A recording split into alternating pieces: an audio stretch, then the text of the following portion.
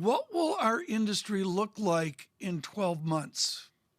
I think it's going to be a lot better than it is now. We're still in that transition phase, which we expected would last. I actually thought it would last 3 to 5 years, and for domestic recovery. Of course, I wasn't counting on the government giving people a lot of money, and I think the stimulus has obviously helped travel.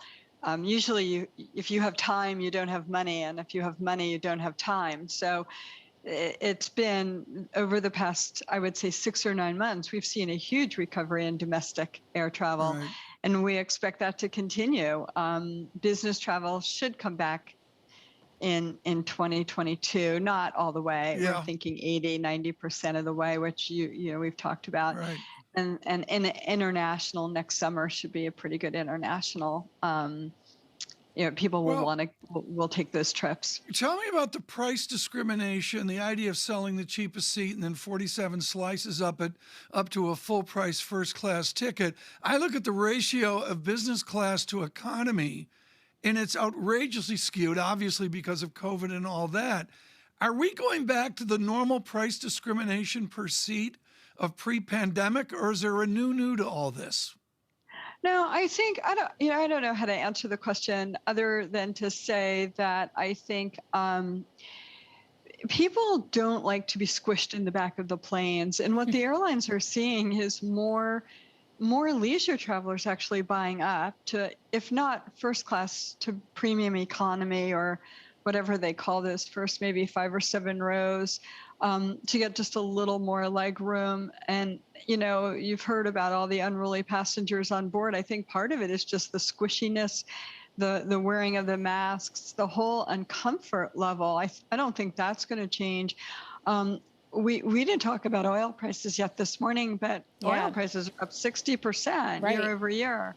Right. So at some point, capacity has to come down or airlines have to raise ticket prices. And I think ticket prices are going up. Well, I'm so glad you brought that up, Helane, because we heard the likes of Delta warning about that, for example, saying oil prices are going to weigh and we might not actually be profitable in the last quarter of the year.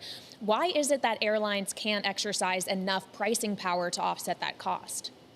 Yeah. So the issue for airlines is they sell 60% of their tickets within 90 days of travel. So generally you enter the first of the month having sold at almost 2/3 of your seats. So the price that you've set, it was using a fuel price that was established 2 or 3 months ago. So you're looking at the forward curve and you're trying to figure out what the price is going to look like when the person takes the trip.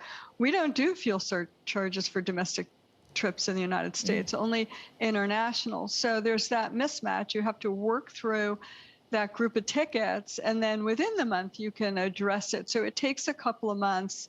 We figure the regressions we've done show anywhere from 2 to 4 months. I know Delta said up to 6 months to get price. United said the other day, we will raise ticket prices. They just have to, because I heard your segment with Lizanne, and excuse me, one of the things that she was talking about was wage inflation. Well, the airlines are experiencing too, especially for entry-level jobs and in markets where they're competing with people like Amazon or Facebook or Yahoo or Microsoft.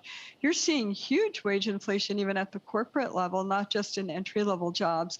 You're seeing that in retention. So we're looking at margin pressure over the next 6 or 9 months, and the only thing they can do is raise ticket prices, which will tamp down demand. Helane, it's like you're reading my mind, because I was going to go to labor next, not so much because of the wage inflation part of the conversation, but just getting people to fly your planes, to be flight attendants within the planes, given a lot of the trouble that Southwest, for example, has had with its vaccine mandate. How do you handicap that kind of issue when you're thinking fundamentally about these airlines? Yeah, so I'm not going to get into the whole vaccine thing. I mean, United had a lot of success working with their employees and getting the vaccine mandate. Everybody's done. It's just got to be done from a safety perspective, right? That's like the number one thing airlines talk about all the time.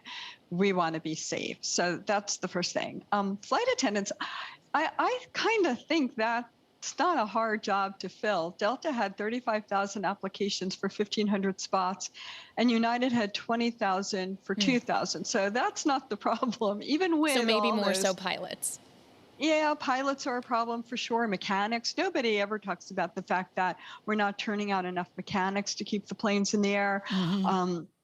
That's an issue for airlines over the next few years. Pilots, United said they hired 1,000.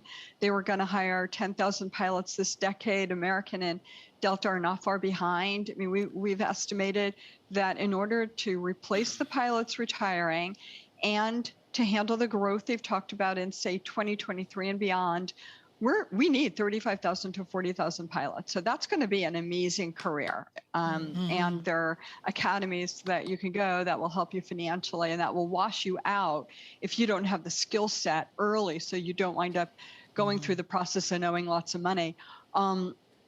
Really, the issue for labor is going to be in the areas of entry level, like airport staffing, the contractors the airlines use it, the catering, wheelchair runners, baggage handling. That's really where you're having a hard time finding people to come back.